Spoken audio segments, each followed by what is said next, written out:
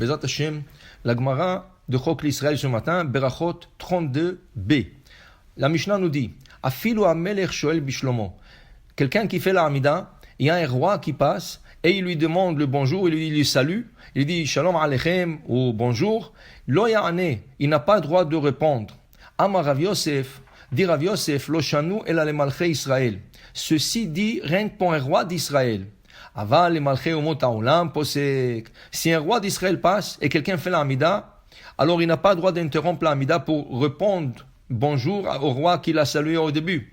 Mais si un roi goy passe et il est en train de faire la Hamida, et là le roi l'a salué, il est obligé d'arrêter pour répondre à ce roi. Mitivi, la Gemara pose une question. Amit palel vera anas ba kenegdo, ra karon ba kenegdo, lo mafsik la mekatser veole. On a dit quelqu'un qui est en train de faire la Hamida et il voit un brigand qui s'approche vers lui ou un wagon qui est en train de dérailler et venir dans sa direction. Il faut pas arrêter la Hamida, il faut la raccourcir. Ça veut dire que tu dis rien que la première phrase de chaque bracha et la bénédiction. Et là, tu dis qu'il faut arrêter carrément pour répondre bonjour au roi. La kashia, hadefshar, le katser, yekatser, vimlav posek. Ça dépend de la situation. Quand on peut raccourcir la Hamida pour ne pas l'interrompre, c'est mieux de la raccourcir. Mais quand on ne peut pas, tu peux même arrêter la Hamida quand il s'agit d'un danger. La Gemara nous rapporte une histoire. Tanu Rabbanan, Chachamim ils ont appris. Maaseh bechassid echad. Il y avait un chassid. Et le Tosfot nous dit, chaque fois qu'on parle de chassid echad, on parle de Rabbi Yehuda bar Elai. Maaseh bechassid echad. Shaya mitpalel baderech. Il était en route, il était en train de prier la Hamida. Bassar echad. Il y avait un ministre qui est passé, Venatan le shalom. Il a dit, bonjour monsieur. Velo echezir le shalom. Mais lui, il n'a pas interrompu sa Hamida pour le saluer de retour. Imtinlo, ce ministre l'a attendu, jusqu'à qu'il a fini sa Hamida. Quand il a terminé sa Hamida, Amar lo reka,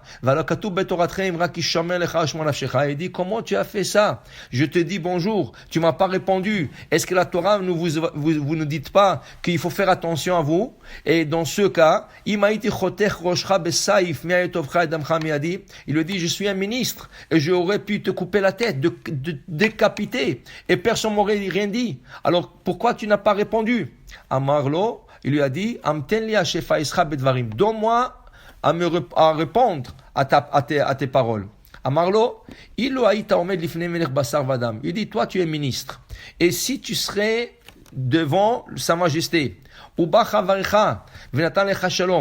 un autre ministre serait venu, un homme que tu connais très bien, et il t'aurait salué. Est-ce que tu l'aurais répondu? Est-ce que tu l'aurais resalué? Amar lo lav, non, il dit non.